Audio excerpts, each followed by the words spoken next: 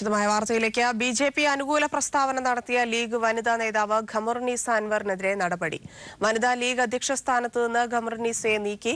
കഴിഞ്ഞ ദിവസം ബിജെപി പ്രവർത്തന ഫണ്ടിലേക്ക് സംഭാവന നൽകിയ ശേഷമാണ് ഖമറുന്നീസ ബിജെപി അനുകൂല നിലപാട് മാധ്യമങ്ങളിലൂടെ വ്യക്തമാക്കിയത്. KP മറിയുമ്മയ്ക്ക് താൽക്കാലിക ചുമതല നൽകി. നേരത്തെ മാപ്പപേക്ഷ നൽകിയിരുന്നെങ്കിലും ഖമറുന്നീസയ്ക്കെതിരെ നടപടി സ്വീകരിക്കുകയായിരുന്നു. പാർട്ടിയിലെ ഉന്നതന്റെ സഹായത്തോടെയാണ് താൻ ബിജെപിയുടെ പരിപാടിയിൽ പങ്കെടുത്തതെന്ന് ഖമറുന്നീസ പറഞ്ഞു. പാർട്ടിയോട് അനുവാദം ചോദിച്ചു, പാർട്ടി അനുവാദം നൽകുകയും ചെയ്തുവെന്നും ഖമറുന്നീസ വെളിപ്പെടുത്തി. സംഭാവന നൽകിയ എന്നല്ലാതെ വേറെ ഒരു കാര്യം ഇതിലുണ്ടായിരുന്നില്ല.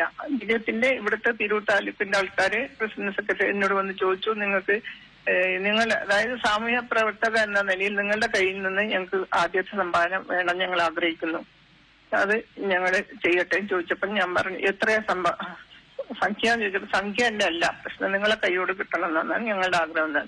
അതിന് ഞാൻ എന്റെ പാർട്ടിയോട് ചോദിച്ചു. പാർട്ടിയുടെ ഉന്നത നേതാവിന്റെ അഭിപ്രായം ചോദിച്ചിട്ടാണ് ഞാൻ ചെയ്തിരിക്കുന്നത്. അത് വിരോധമില്ല, തെറ്റില്ല എന്നവർ പറഞ്ഞുകൊണ്ടാണ് ഞാൻ അവര് സമ്മതം കൊടുത്തത്. രാഷ്ട്രീയ അനിശ്ചിതത്വം നിലനിർത്തി PJ ജോസഫ്. പാർട്ടിക്കുള്ളിൽ നടക്കുന്ന ചില കാര്യങ്ങളിൽ അതൃപ്തിയുണ്ടെന്ന് PJ ജോസഫ്. തിങ്കളാഴ്ച ചേരുന്ന പാർലമെന്ററി പാർട്ടി യോഗത്തിൽ പങ്കെടുക്കുമെന്നും UDF-നൊപ്പം നിൽക്കണമോ എന്ന കാര്യം പിന്നീട് തീരുമാനിക്കുമെന്നും PJ ജോസഫ് പറഞ്ഞു. പാർട്ടിയിൽ അഭിപ്രായ വ്യത്യാസമുണ്ടെന്ന് സംബന്ധിച്ച് മോൻസ് ജോസഫും.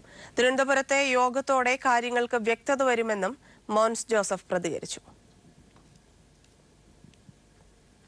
KM മാണിയുമായുള്ള സഹകരണത്തിൽ പരിശോധിച്ച ശേഷം പ്രതികരിക്കാമെന്ന് CPIM general secretary Sitaram Yechury. സംശുദ്ധമായ മതേതര നിലപാടുള്ള ആളായിരിക്കണം രാഷ്ട്രപതി സ്ഥാനാർത്ഥിയെന്നും യെച്ചൂരി തിരുവനന്തപുരത്ത് പറഞ്ഞു. കോട്ടയം വിഷയത്തിൽ വിശദീകരണവുമായി CPIM മുഖപത്രം ദേശാഭിമാനി.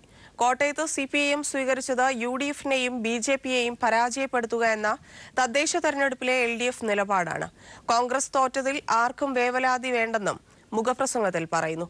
കോൺഗ്രസും കേരള കോൺഗ്രസും തമ്മിൽ നടന്ന തെരഞ്ഞെടുപ്പിൽ കോൺഗ്രസിനെ ജയിപ്പിക്കേണ്ട ബാധ്യത LDF-നില്ലെന്നും മുഖപ്രസംഗത്തിൽ പറഞ്ഞു.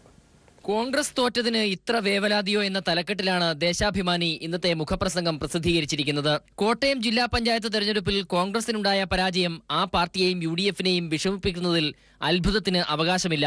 എന്നാൽ ഞങ്ങളുടെ സഹജീവികളിൽ ഉൾപ്പെടെ ഇത് അസ്വസ്ഥത ഉണ്ടാക്കുന്നത് എന്തുകൊണ്ടാണെന്ന് മുഖപ്രസംഗം ചോദിക്കുന്നു. കഴിഞ്ഞ തദ്ദേശ തെരഞ്ഞെടുപ്പിൽ ഇടതുപക്ഷ ജനാധിപത്യ മുന്നണി ചർച്ച ചെയ്തെടുത്ത തീരുമാനത്തിൽ പ്രധാനപ്പെട്ട ഒന്നാണ് UDF-നെയും BJP-യെയും പരാജയപ്പെടുത്തുക എന്നത്.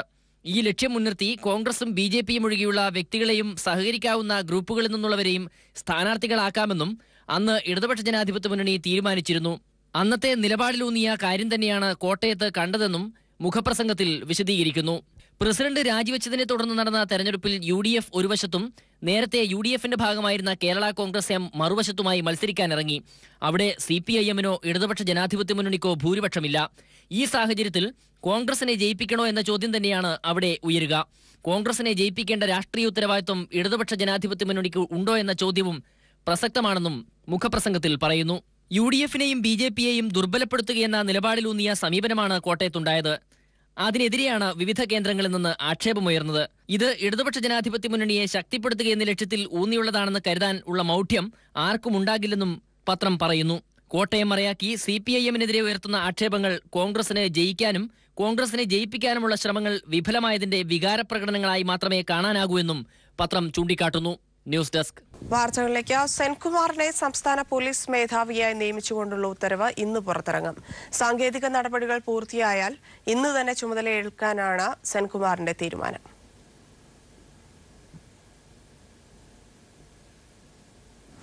ദക്ഷിണ ദില്ലിയിലെ തുഗ്ലക്കാബാദിൽ ഗ്യാസ് കണ്ടെയ്നറിൽ നിന്ന് വൻ ഗ്യാസ് ചോർച്ച. സമീപത്തെ സ്കൂളുകളിലെ 200ഓളം വിദ്യാർത്ഥികളെ ആശുപത്രിയിൽ പ്രവേശിപ്പിച്ചു. കണ്ണിന് നീറ്റലും തൊണ്ടവേദനയും വിദ്യാർത്ഥികൾക്കുണ്ടെന്ന് സ്കൂൾ വൈസ് പ്രിൻസിപ്പൽ അറിയിച്ചു. 3 ആശുപത്രികളിലായി പ്രവേശിപ്പിച്ച വിദ്യാർത്ഥികളുടെ നില ഗുരുതരമല്ല.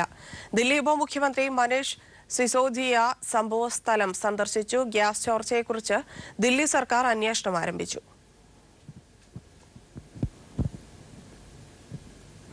രാഷ്ട്രപതി തെരഞ്ഞെടുപ്പിൽ പൊതുസമ്മതമായ സ്ഥാനാർത്ഥിയെ മത്സരിപ്പിക്കാനുള്ള ശ്രമം പ്രതിപക്ഷം ഊർജിതമാക്കി.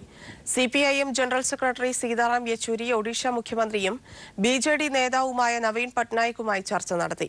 സോണിയാഗാന്ധി പശ്ചിമബംഗാൾ മുഖ്യമന്ത്രി മമതാ ബാനർജിയുമായി അടുത്തയാഴ്ച കൂടിക്കാഴ്ച നടത്തും. കൊച്ചി മെട്രോ സുരക്ഷാ പരിശോധനയിൽ സംതൃപ്തിയുണ്ടെന്ന് സുരക്ഷാ കമ്മീഷണർ. 3 ദിവസത്തെ പരിശോധനയ്ക്ക് ശേഷം മാധ്യമങ്ങളോട് സംസാരിക്കുകയായിരുന്നു അദ്ദേഹം. പരിശോധനാ റിപ്പോർട്ട് അടുത്ത തിങ്കളാഴ്ച സർക്കാരിന് സമർപ്പിക്കുമെന്നും കമ്മീഷണർ അറിയിച്ചു. തൃശൂർ പൂരത്തിന് ആവേശം പകർന്ന് വെടിക്കെട്ട് നടന്നു. കർശന സുരക്ഷാ സജ്ജീകരണങ്ങളോടെ പുലർച്ചെ നടന്ന വെടിക്കെട്ട് കാണാൻ പതിനായിരങ്ങളാണ് നഗരത്തിലെത്തിയത്. വാനിൽ വർണ്ണവിസ്മയം തീർക്കുന്നതായിരുന്നു തിരുവമ്പാടി പാറമേക്കാവ് ഭാഗങ്ങളുടെ കരിമരുന്ന് പ്രയോഗം.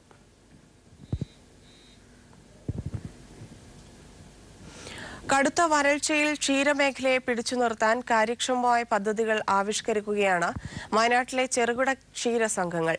ബത്തേരിയിലെ വയനാട് മിൽക്ക് വരൾച്ചാ സഹായമായി തങ്ങളുടെ കർഷകർക്ക് വിതരണം ചെയ്യുന്നത് 174 ലക്ഷം രൂപയാണ്. സുസ്ഥിര ക്ഷീര വികസനത്തിനായി തീറ്റപ്പുൽ കൃഷിയിലേക്ക് ഉൾപ്പെടെ ഇത്തരം ക്ഷീരസംഘങ്ങൾ വ്യാപകമായി ശ്രദ്ധ കേന്ദ്രീകരിക്കുകയാണിപ്പോൾ.